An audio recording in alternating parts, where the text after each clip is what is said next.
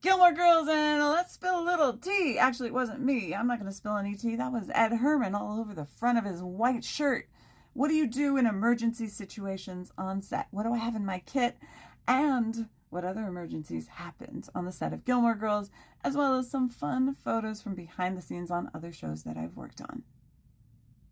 First, what's in my kit? And also, this is one of the earliest photos that I have of myself. It was on a show called Where the Rivers Flow North, a little independent feature done in, I want to say, like 1991 or 2. That show was very cold, very rainy, and also we filmed in the middle of a lake as well. So your kit needs to comprise of things that you would need for that show that would help you out of any emergency.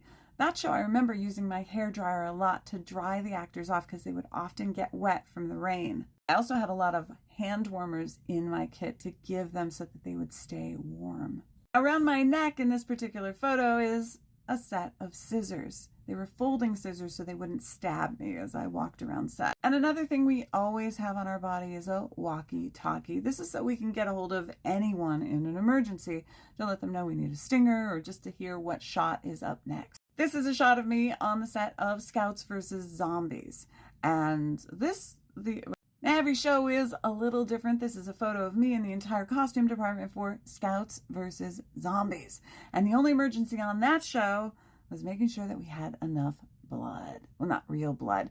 It is a cornstarch with food dye, and because we would put it on the clothes, we actually had a little tiny bit of detergent in it so that we can get it out whenever we needed to clean the clothes.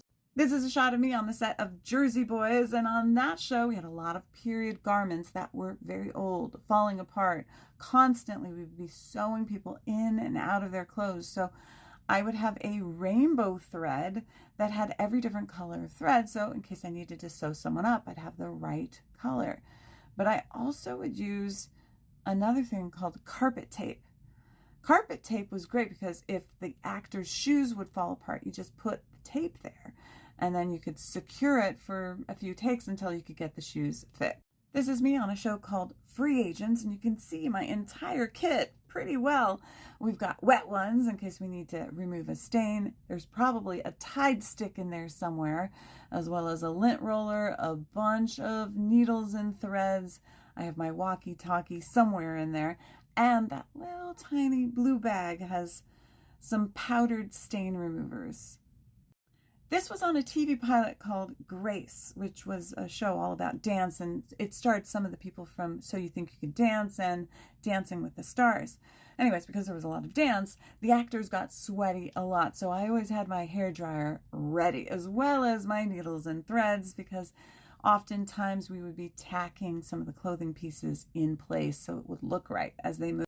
After Gilmore Girls, I worked on a movie called Dragon Ball, and Brenda, who was our costume designer from Gilmore Girls, joined us and was the assistant costume designer, along with Maya Rubeo. Now, one of the things that I had in my kit for this moment was pieces of fabric to throw on the background. So part of our job is to make sure that the palette of the show looks right. So we would go through the crowds and adjust people's clothing by throwing on a shawl or some colorful piece of clothing to make them look the way the show should look like. I worked one day on the set of Castle, and there was an ice cream emergency. As a costumer, I wear a lot of hats, and on this day I was working on a 1920s show called Last Tycoon. And we had just filmed a scene inside. It was a funeral, and there was a bunch of background, but because we were inside, none of them were wearing hats. But when they exited the building, they had wrapped a bunch of people, which is why we didn't give everyone hats. As a costumer, I wear a lot of hats, and on this particular day, I was working on a show called Last Tycoon. It was 1920s period. We had just filmed a scene inside. It was a funeral, and there was a ton of men, but we didn't have the hats on them. They ended up sending only a few outside, and the rest got sent home to wrap. So we quickly put hats on any of the people that stayed. As far as that tea stains. Now the scene was the scene where Ed Herman was walking down the hallway on his way into the classroom when he was helping the girls with their business project. As far as that tea stains, and luckily we actually had a backup shirt that we were able to give him. And I tried to get that stain out, but it was stubborn. There were lots of costume emergencies on Gilmore Girls. Not just stains, but sometimes a zipper would jam and you'd try to get it out. So pliers worked really well in that situation. I always made sure to have a lint brush and lint roller available whenever we were filming scenes with snow. We'd use a little top stick to secure the bra straps so that we wouldn't see them underneath the clothes.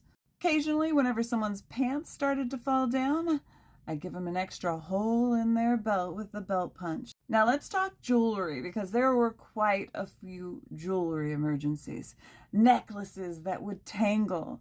We'd always use like a safety pin to get out the little knots, or even sometimes pliers when the clasp would break. That was always a little bit scary, especially if it were earrings, because earrings are very difficult. When they break, it's really hard to fix them. Now let's not forget rings.